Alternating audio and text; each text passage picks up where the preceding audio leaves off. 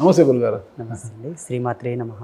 మీరు కావచ్చు, మీ శిష్యులు కావచ్చు, మిమ్మల్ని నమ్మే భక్తులు కావచ్చు చాలామంది పండితుల కన్నా కూడా ఆదిత్య పరాశ్రీ గారు చాలా గొప్పవారు అనడం మేము విన్నామన్నమాట. ఓకే, గొప్పవారని నేను నమ్ముతాను. కాసేపు మీరు కూడా ఒక క్షేత్ర పీఠాధిపతి కాబట్టి నేను నమ్ముతాను దాన్ని. అయితే అందరిలో ఆ పండితుల్లాగా పెద్ద పెద్ద గొప్ప పండితుల్లాగా మీకు కూడా శ్లోకాలు, మంత్రాలు ఇవన్నీ వస్తాయంటారా? చండీ ఉపాసన చేస్తాను. అమ్మవారికి సంబంధించిన శ్లోకాలు, అష్టకాలు అంతవరకు నేను చెప్పగలుగుతాను. చండీ ఉపాసన మొత్తము కవచము, అర్ఘళము, కీలకము, రాత్రి స్తూక్తము ఇవన్నీ కూడా నోటికి చెప్పగలుగుతాను. అంటే చదువుకున్నది 5వ తరగతి అంటే ఇదంతా కూడా సంస్కృతం. ఇదంతా కూడా సంస్కృతం మీద బాగా పట్టుండాలి, శ్లోకం తిరగాలి, నాలుక తిరగాలి. బ్రాహ్మణోత్తములకు మాత్రమే అది సాధ్యమయ్యే పని అంటుంటారు ఎక్కువ కూడా. సాధారణ వారికి ఎందుకంటే ఈ నాన్ వెజ్ అవి ఎక్కువ తింటుంటారు కాబట్టి నాలుక సరిగా పలకదు. బ్రాహ్మణులతో వాళ్ళకి బ్రాహ్మణులకు నాలుక బాగా పలుకుతుందని చాలామంది అంటుంటారనమాట అని నేను విన్నాను. అలాంటిది మీకు ఎలా, అది అసలు ఎలా పఠనం చేశారు మీరు ఈ శ్లోకాలు ఇవన్నీ కూడా? స్వయం వ్యక్త సాధనం అని ఒకటి ఉంటుంది. దానికి సాక్ష్యం మంత్రం. ఆయన జపించే మంత్రమే ఆయనకు కవిత్వం చెప్పడానికి జ్ఞానం ఇస్తుంది. ఇప్పుడు వాల్మీకి లాగా, కాళిదాసు లాగా వీళ్ళందరూ దేవీ మంత్ర మహిమ చేతనే అంత గొప్ప కవులు అవ్వగలిగారు. నేను రోజు తక్కువలో తక్కువ 100కు పైన ఎక్కువ జపాలు చేస్తుంటాను. మాల 108 తిరిగితే ఒక మాల అంటారు. అట్లా 100 తిప్పేస్తాను. అదే అనుకోవచ్చు. ఎన్ని గంటలకు వేస్తారు ఉదయం మీరు? 3 గంటలకు. అది ఋషి ధర్మం.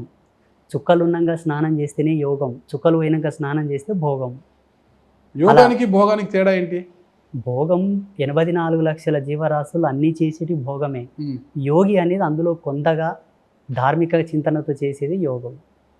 దానికి శరీరాన్ని కృషింపజేయాలి, నోరు కట్టుకోవాలి, పేయి కట్టుకోవాలి, అంతా ఇంకా టోటల్ డిఫరెంట్. అది అంటే మీరు స్వామీజీగా మారిపోయారు, ఇక మీ జీవితం అంటే సన్యసించారు, వివాహ బంధానికి దూరం అయిపోయారు, కుటుంబం మొత్తం ఏం లేకుండా. మీ తల్లిదండ్రులు ఏమనలేదా మీకు? మా అమ్మ నాన్న ఏడిచారు, ఎంతైనా కన్న ప్రేమ కాబట్టి. ఇద్దరు బాధపడ్డారు. అయితే మా ఒక ఆయన స్వామీజీ చెప్పిండు అనమాట, వీడు మీ వాడు కాడు, కావాలంటే వాని ఎడమకాలు మోకాలు మీద పుట్టుమాంసు ఉంటుంది చూడండి అన్నారు. వాస్తవంగా ఉంది. అప్పుడు వాళ్ళకు కొంచెం జ్ఞానోదయం అయింది. ఈయన ఎవరో తెలియదు, ఎలా చెప్పగలిగాడు. అప్పటి నుంచి ఇంకా వాళ్ళు కంప్లీట్గా ఏమనరు, వస్తారు, దండం పెట్టుకుంటారు, ఎప్పుడైనా మాట్లాడతారు. మీరు ఇక్కడే ఉంటారు, ఇంటికి వెళ్ళరా? ఈ క్షేత్రంలోనే ఉంటారు మీరు? ఓకే, ఈ క్షేత్రంలో అన్ని కార్యక్రమాలు ఇక్కడే. అమ్మ వాళ్ళు అప్పుడప్పుడు వస్తుంటారు. ఒక చిన్న ప్రశ్న గురుగారు, తప్పుగా అనుకోద్దండి, నా మధ్యలో ఉన్నది అడుగుతున్నాను, బయట ఉన్నదానికి సంబంధించి. చాలా ఇప్పుడు సైన్స్ పెరిగిపోయింది, టెక్నాలజీ పెరిగిపోయింది, ఓకేనా? ఇంత పెరిగినా కూడా చాలా ప్రాంతాల్లో, కొన్ని ముఖ్యంగా గ్రామీణ ప్రాంతాల్లో ఇప్పటికీ దళితులు అంటే చిన్న చూపు. దళితులకు ఆలయ ప్రవేశం చేయరాదు. ఒకవేళ దళితులు ఆలయ ప్రవేశం చేస్తే అంటే గొప్ప గొప్ప వారైతే చేయిచ్చేస్తారు. సామాన్యమైన దళితులు ఉంటారు కదా, చిన్న స్థాయిలో, అట్టడుగు స్థాయిలో ఉన్న దళితులను గుళ్ళలోకి వెళ్ళిన వాళ్ళపై దండించడము, వాళ్ళపై దాడులు చేయడం ఇప్పటికీ జరుగుతుంది. తద్వారానే ఈ దళితులంతా కూడా ఈ అణచివేతను భరించలేకే ఆ అణచివేతకు గురి అవుతుండడంతోనే మత మార్పిడులు కూడా జరుగుతున్నాయి అన్నమాట. దానికి కారణం మూలం అదే అనమాట. మనకు మత మార్పిడులు జరిగితే మాకేమీ ఉండదు కదా అనేది ఇక్కడ భరించలేకే, ఈ వర్గం నుంచి భరించలేకే వెళ్తున్నారు. కానీ అలాంటి దళిత సామాజిక వర్గానికి చెందిన మీరు ఒక స్వామీజీ అయ్యారు, ఒక పీఠాధిపతి అయ్యారు. ఇదంతా అగ్రవర్ణాల వాళ్ళు ఎలా జీర్ణించుకుంటున్నారు? ఎలా ఈ గ్యాప్లో ఏమన్నా, ఈ జర్నీలో మీకు ఏమైనా ఇబ్బందులు తలెత్తాయా? ఒక దళిత సామాజిక వర్గానికి చెందిన వ్యక్తి, వాళ్ళ తాత చెప్పులు కుట్టేవాడు గతంలో, ఈయన స్వామీజీనా, ఈయన కాషాయ దుస్తులు ధరించి అమ్మవారిని పూజిస్తుంటే మేము ఆయన ఆ ముంగిటికి వెళ్ళాలా అన్న ఇది చాలామందికి ఉంటుందన్నమాట. ఈ జర్నీలో ఎక్కడైనా అది కనిపించిందా మీకు? చాలాసార్లు కనిపించింది. ఎప్పుడైతే మునివాహన సేవ జరిగిందో అప్పటి నుంచి కొంచెం తగ్గింది. ఈ మధ్య కాలంలో ఒక 5-6 సంవత్సరాల నుంచి అయితే పూర్తిగా రాలేదు నా వరకు. ఎందుకు రాలేదంటే సోషల్ మీడియా మాధ్యమంగా ఆన్ లైవ్ రికార్డెడ్గా ఎవ్రీ స్టేజ్ మీద నేను ఇస్తున్నటువంటి మాట, నేను చెప్తున్నటువంటి ధర్మ ప్రవచనం, సత్య ప్రయాణ మూలం, మోక్షగమ్య స్థితం నేను చెప్తున్నది, అది విద్వాంసులకు అర్థమవుతుంది. నేను చెప్పే దాంట్లో ఎక్కడ కూడా అవైదికత లేదు, ఎక్కడ కూడా అభూత కల్పనాత్మకమైనటువంటి జ్ఞానం లేదు. ప్రతిదీ సత్య ప్రమాణమైనది, వేద ధర్మానికి అనుకూలంగానే నేను చెప్తుంటాను. కాబట్టి తప్పుంటే ఎవరైనా ఖండిస్తారు. అది దళితుడా, బ్రాహ్మణుడా, క్షత్రియుడా, అది నథింగ్ మ్యాటర్. తప్పు తప్పే. అవైదికం ఏదున్నాను మాట్లాడేవాళ్ళు. నేను వైదికతని ఎక్కువ ప్రేరేపిస్తాను. సాత్వికం, అది కూడా హింసరహితమైనటువంటి జీవితం, వ్యసన విముక్తితో ఉండేటటువంటి జీవితం, వ్యసన విముక్తే ముక్తికి తోవా అనే సత్యాన్ని గ్రహించి కొన్ని వేల మందిని నేను మార్చాను. మొన్న శ్రావణ పౌర్ణిమ రోజు, జంధ్యాల పౌర్ణిమ రోజు 300కు పైచీలకు అందరికీ సామూహిక యజ్ఞోపవీతాలు వేయించాను. అందులో ఈ జాతి, ఈ కులం, ఈ ప్రాంతం మీద అనేది లేదు. ఎంత ఆనందంగా జరిగిందో ఆ కార్యక్రమం. ఒక పెద్ద ఆయన రిటైర్డ్ ఐఏఎస్ ఆఫీసర్ ఫోన్ చేశారు హైదరాబాద్ నుంచి. చరిత్రలో మరొక మైలురాయిగా నిలబెట్టావు దీన్ని అని చెప్పారు. రాయొచ్చు దీని గురించి అని. పద్మశాలీయులందరూ ఒకతోన కూడి వాళ్ళు యజ్ఞోపవీతం వేసుకుంటారు, బ్రాహ్మణులంతా ఒకతోన కూడి వేసుకుంటారు శ్రావణ పౌర్ణిమకి. నేను వారం ముందే స్టేట్మెంట్ ఇచ్చాను, ఇది లోకోత్తరమైనటువంటిది ఈ పౌర్ణమి, దీనికి ఉండే ప్రత్యేకత ఇది. సంవత్సరానికి ఒక్కసారి రాఖీ పౌర్ణానికి చేతికున్న కట్టు మారాలి, నడుముకున్న మొలతాడు మారాలి, ఈ తాడు 3 తాళ్ళు మార్చాలి. ఎవరేది వేసుకోవాలనుకుంటే రండి నేను వేస్తాను, గాయత్రి మాతతోనే వాక్కు తీసుకొని వేస్తానని చెప్పాను. చాలామంది వచ్చారు, వేసాను. యజ్ఞోపవీత ధారణ చేసిన తర్వాత ఇద్దరు ఫోన్ చేశారు, ఏ ప్రమాణంతో వేయిస్తున్నావు, ఏం అధికారం ఉందని వేయిస్తున్నావు, యజ్ఞోపవీత ధారణ చేయించే హక్కు బ్రాహ్మణులకు ఉంటుంది కదా అన్నారు. నేను సిద్ధాంతపరంగా వాళ్ళకు సమాధానం చెప్పాను. వాళ్ళు కూడా ఇంకా సైలెంట్ అయిపోయారు. ప్రస్తుత సమాజంలో దళితులు అంటేనే ఒక చిన్న చూపు. రాజకీయంగా తీసుకున్నా కూడా ఎస్సీ నియోజకవర్గాల చోట దళితులు ఎమ్మెల్యే అయినా కూడా వాళ్ళ ప్రాధాన్యత చాలా తక్కువ ఉంటుంది. అగ్రవర్ణాలదే ఆధిపత్యం ఉంటుంది. అక్కడ పేరుకే ఎస్సీ ఎమ్మెల్యేలు ఉంటారు, పెత్తనం అంతా కూడా అగ్రవర్ణాల వాళ్ళదే ఉంటుందన్నమాట. వాళ్ళదేమీ కొనసాగదు, పేరు కూడా పెట్టింటారనమాట. ఓకేనా? అలా తీసుకుంటే ప్రతి చోట కూడా చిన్న చూపే దళితులు అంటే. ఆ సామాజిక వర్గం మీరు ఈరోజు ఒక స్వామీజీ అయిపోయారు, ఒక గురూజీ అయిపోయారు కదా. అలాంటి మీకు ఈరోజు పాదాభివందనం చేస్తుంటారు చాలామంది వచ్చి. దాంట్లో అగ్రవర్ణాల వాళ్ళు ఉండొచ్చు, మీ వారు ఉండొచ్చు, అందరూ ఉండొచ్చు అన్నమాట. అసలు ఎలా అది సాధ్యం? భారతదేశంలో ఇది ఒక్క పీఠం అయి ఉండొచ్చు నా అనుభవం ప్రకారంగా. సర్వజనులు వచ్చి సమ్మతించినటువంటి ఆశీర్వాదం తీసుకుని ఏకైక పీఠం అయి ఉండొచ్చు. నిన్న ఒక 2 బ్రాహ్మణులు వచ్చారు, శృంగగిరి నుంచి వచ్చారు.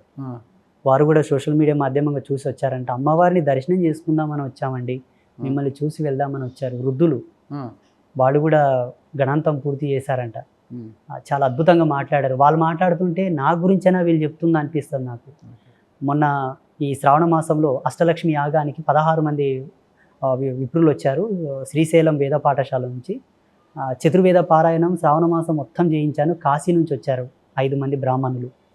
చాలా సఖ్యతగా ఉన్నారు, ఇక్కడనే నెల రోజులు ఉన్నారు, అన్నీ చేశారు, ఆనందంగా ఉన్నారు, వెళ్ళిపోయారు. నిన్ననే అమావాస్య రోజు మహాపూర్ణావతి అయింది. అమ్మవారికి సర్వసంకల్పాలతో పూజలు చేసి వేదాశీర్వాదం ఇచ్చేసి వెళ్ళిపోయారు. మత మార్పిడులు అనేది ఎక్కువగా దళిత సామాజిక వర్గం నుంచి జరుగుతుంటాయి గురుగారు. ఎందుకంటే ఈ అణచివేతని భరించలేక వాళ్ళు మాట కదా. కానీ మీరు అదే సామాజిక నుంచి ఈరోజు హిందూ సాంప్రదాయబద్ధంగా ఉన్నారు, స్వామి జయ గురు. అంటే మత మార్పిడులకు పాల్పడే ఆ దళిత సామాజిక వర్గానికి ఒక గురూజీగా మీరేం చెప్పవుతారు? చాలామందికి ఇంతవరకే మెసేజ్ ఇచ్చాను నేను. మతం మారడం అనేది ఒక విధమైనటువంటి మానసిక బలహీనత, అది ఆర్థిక బలహీనత కూడా. ఇంకోటి వ్యక్తిగతమైన బలహీనతలు, అనగా మనకి ఇక్కడ గౌరవం లేదు, మనల్ని గౌరవించరు, మనల్ని సరిగా చూడరు. ఈ అవమానాన్ని తట్టుకొని మనస్సాక్షిని చంపుకొని ఉండడం కన్నా మనల్ని అభిమానించే వాళ్ళ చెంతకు మనం వెళ్ళిపోదామన్న కోణంలో చాలామంది మతం మారిపోయారు. నేనేమంటానంటే దళిత సమాజాన్ని అంతటి కూడా, ఎవడో నిన్ను గుడికి రానియకపోతే నీ విఘ్నత, నీ గొప్పతనం తగ్గదు. నీ వాడలోనే, నీ బస్తీలోనే నువ్వు గుడి కట్టుకో, నీ గుడి కట్టు, చిన్న గుడి చేసుకో, అక్కడ విగ్రహం పెట్టుకో, పూజలు చేసుకో. ఎక్కడ పోయినా నీ ఎంకాడితేనే నీ కడుపు నిండుతుంది, నీ రెక్కాడితేనే నీ కడుపు నిండుతుంది. నీ శారీరక శ్రమ, నీ మేధో శ్రమ లేకపోతే నీకు ఎక్కడ గుర్తింపు లేదు. కష్టే పడి ఏదో అక్కడ వెళ్తాం, ప్రార్థన చేస్తాం, వస్తాం. కానీ జాతీయత దృక్పథానికి సంబంధించిన కొన్ని తప్పులు మనం చేస్తున్నామని నా యొక్క భావనని చాలామందికి చెప్పాను. అంబేద్కర్ గారే చెప్పారు, మతం మారడం మంచిది కాదు. బాబు జగజీవన్ గారు కూడా చెప్పారు, మతం మారొద్దు. ఈ జాతి యొక్క మూల అస్తిత్వం ఈ దేశంతో చాలా ముడిపడి ఉన్నది. మనం ఈ దేశానికి మూలవాసులం. మాదిగలంటే మహా ఆదిగ తత్వంతో ఉండేవాళ్ళు కాబట్టి వద్దు అని చెప్పారు. కానీ ఇప్పుడు మీరు అన్నట్టుగా విద్య, ఉద్యోగ, ఆరోగ్య, ఆర్థిక, ఉద్యోగ, ఉపాధి అవకాశాల్లో దానికోసమే లోబడి చాలామంది మారుతున్నారు. దాంట్లో హిందుత్వం పేరు చెప్పుకొని వీళ్ళని అణిచివేతకు గురి చేసిన వాళ్ళ యొక్క పాత్రత కూడా చాలా ఉంది. ఎంత హీనంగా అంటే, మా ఊళ్ళోనే ఆంజనేయ స్వామి గుళ్ళోకి రానిచ్చేది కాదు మా వాళ్ళని, మా మాదిగోళ్ళని. ఇప్పుడు అదే ఆంజనేయ స్వామి గుళ్ళో నుంచి పూర్ణ కుంభం వస్తుంది మాకు ఎదురుగా. అవునా?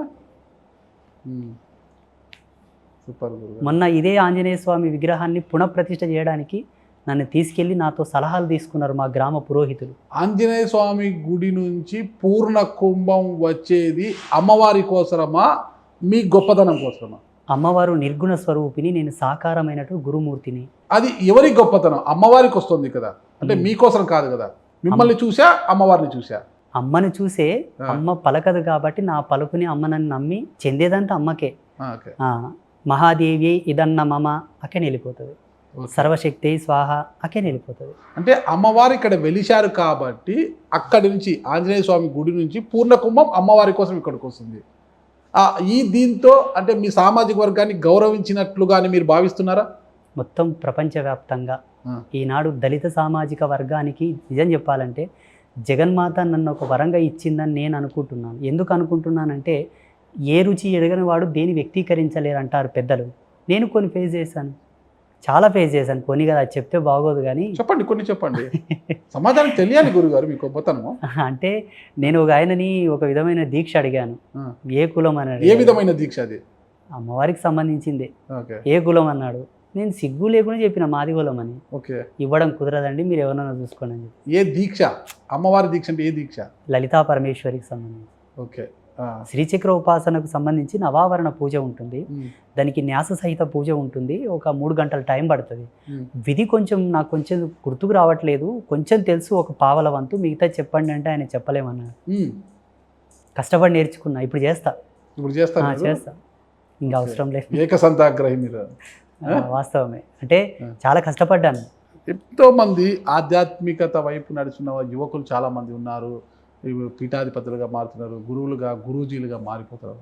అయితే కొంతమంది వల్ల కొంత అనుమానాలు కూడా రేగుతాయి. ఒక డేరా బాబా కావచ్చు, ఒక నిత్యానంద స్వామీజీ కావచ్చు, ఇంతకుముందు కర్నూలులో ఒక స్వామీజీ ఉండేవారు. ఇలా చెప్పుకుంటే చాలా చోట్ల ఇలాంటి స్వామీజీలు వెలుస్తూనే ఉన్నారు. స్వామీజీలు రాజకీయాలు లేకపోతున్నారు, రాజకీయ క్షేత్రంలోకి చొరబడుతున్నారు. ఇవన్నీ జరుగుతున్నాయి. డేరా బాబా గురించి మనకు తెలుసు, ఆయన చేసిన కార్యక్రమాలు, కార్యకలాపాలు. నిత్యానంద స్వామి గారు అక్కడి నుంచి వెళ్ళిపోయి ఒక ప్రత్యేక దేశమే సృష్టించి ప్రత్యేక కరెన్సీని సృష్టించేశాడు ఆయన. ఇవన్నీ తెలుసు. అంటే వాళ్ళకు మీకు తేడా ఏంటంటే ఏం చెప్తారు అసలు?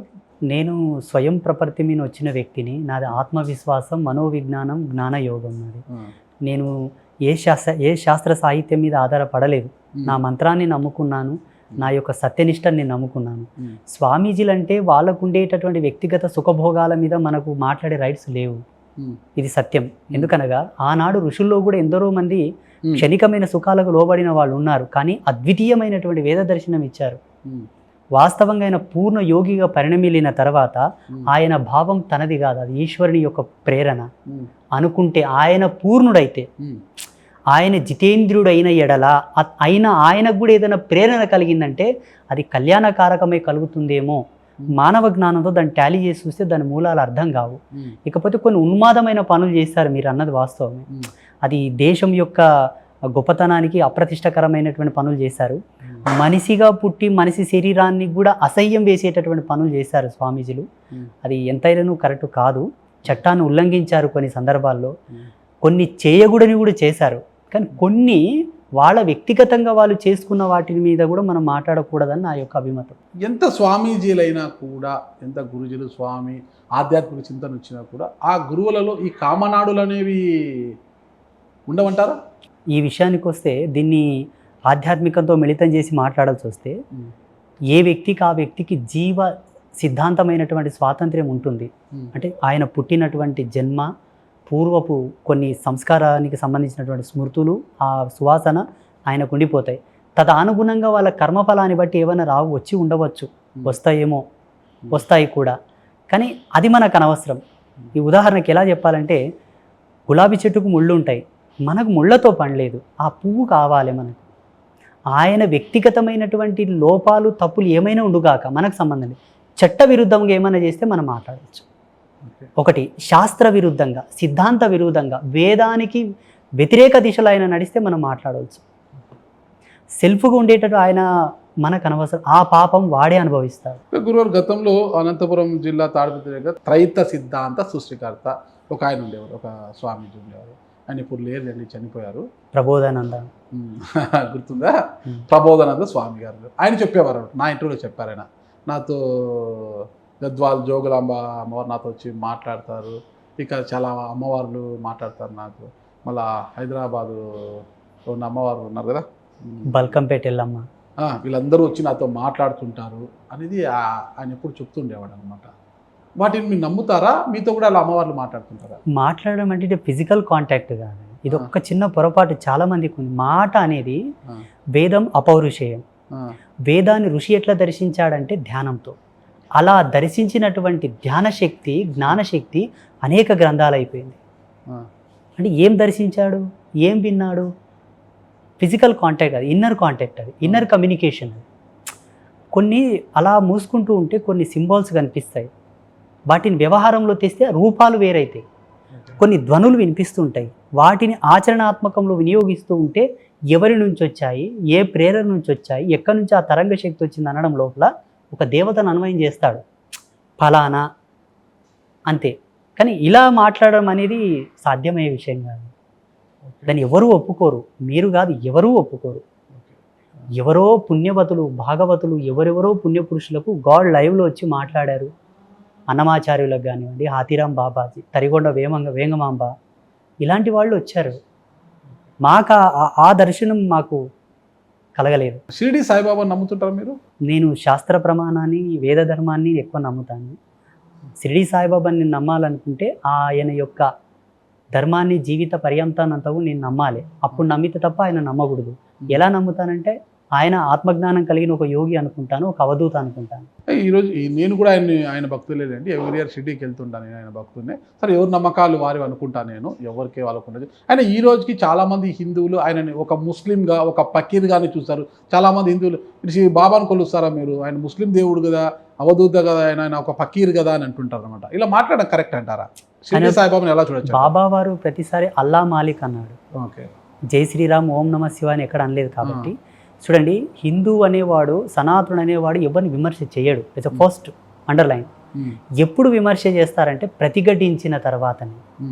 వాళ్ళ మనోభావాలు దెబ్బతీసి కుచ్చి కుచ్చి కుచ్చి కుచ్చి విడదీస్తూ ఉంటే మేమెందుకు ఊరుకుండాలని చెప్పి ఇప్పుడు మాట్లాడుతున్నారు. బాబా గురించి ఎప్పుడే కానీ సోషల్ మీడియాలో ఏ కథనం రాలేదు. గత ఒక 5-6 సంవత్సరాలు, ఈ మధ్య కాలంలో ఎక్కువ ఆ గోవిందానంద సరస్వతి ఆయన ఒక బాగా వైరల్ చేసి వెళ్ళిపోయాడు. అంతకన్నా ముందు జగద్గురు శంకరాచార్యుల వారు, మన ఆమనాయ పీఠాధిపతి ఒక ఆయన లేవనెత్తాడు. ఎందుకు వచ్చింది ఈ ప్రస్తావన అంటే, అసలు ఆయనను ఒక విగ్రహమూర్తిగా పెట్టి ఆయన కాళ్ళ దగ్గర గణపతిని పెడుతున్నారు, ఆయన కాళ్ళ దగ్గర శివలింగం పెడుతున్నారు, ఆయన కాళ్ళ దగ్గర శ్రీచక్రం పెడుతున్నారు.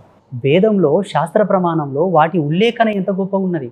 ఎప్పుడు ఆయన ఎలా వచ్చాడు, ఎక్కడి నుంచి వచ్చాడు, ఎంత వచ్చినా ఆయన మర్యాద ఆయనకు ఉండుగాక. కానీ ఇదేంటి శాస్త్రధిక్కారం అని అప్పుడు వాళ్ళు లేవనెత్తారా తప్పిస్తే అంతకుమించి అక్కడ విద్వేషం లేదు, ఆయన మీద కోపం లేదు, భేదం లేదు. ఆ విషయానికి వస్తే సనాతన ధర్మంలో భగవాన్ రమణ మహర్షి గోచి మాత్రం ఆయన బొట్టు కూడా పెట్టలేదు, మెళ్ళో మాలలు కూడా లేవు ఆయనకు, యతిదండం లేదు, జపమాల లేదు, కాషాయం లేదు. ఇప్పుడు ఆయనని చాగంటి కోటేశ్వరరావు లాంటి వాళ్ళు ఆయనని శాస్త్రాంగ నమస్కారం చేసి ప్రణమిల్లుతారు. తిరువణమలై. ఒక్కటి ఏంటంటే వ్యతిరేకమైనటువంటి కొన్ని కనబడ్డాయి. కనబడడం చేత వీళ్ళు ఉద్రిక్తులైనారు, కానీ లేకపోతే బాబా మీద ఎవరికి ఏం కోపం లేదు. ఖచ్చితంగా గురుగారు, మీకు అభయం ఇచ్చేంతటోని కాదు, కానీ ఒక గురూజీగా ఉన్నారు మీరు. మీ కోరికలు అన్నీ కూడా నెరవేరాలని ఆ అమ్మవారు ఎప్పుడు కూడా. చివరిగా నేను ఒక ప్రశ్న అడుగుతాను, చెప్పండి. మీ అనుభవంతో, మీ వయసు ఎంత? 50+ గురుగారు. 40 కూడా అనుకుందాం. లేదు, 50+. నాకన్నా పెద్దవాళ్ళే. 50 దాటి. మీ యొక్క అనుభవంతో, సామాజిక మాధ్యమాల ద్వారా మీరు చాలా అనుభవం పొంది ఉన్నారు. మీ ఇంటర్వ్యూలు చాలా చూశాను నేను. మీ అనుభవంతో చెప్పండి, నేను గురుత్వంలో ఉన్నానా లేనా? ఉన్నారనే నాకు అనిపిస్తుంది గురుగారు, మీ మాటలను బట్టి ఉన్నారని. చాలా సంతోషం. ఖచ్చితంగా మీ కోరికలన్నీ నెరవేరాలని కోరుకుంటాను. అమ్మవారి కరుణా కటాక్షము మీపై ఉంటుందో పాటు మాపై, మా కుటుంబాలపై కూడా ఉండాలని నేను వేడుకుంటున్నాను గురుగారు. థ్యాంక్ యూ, నమస్కారం. శుభమస్తు. శ్రీమాత్రే నమః.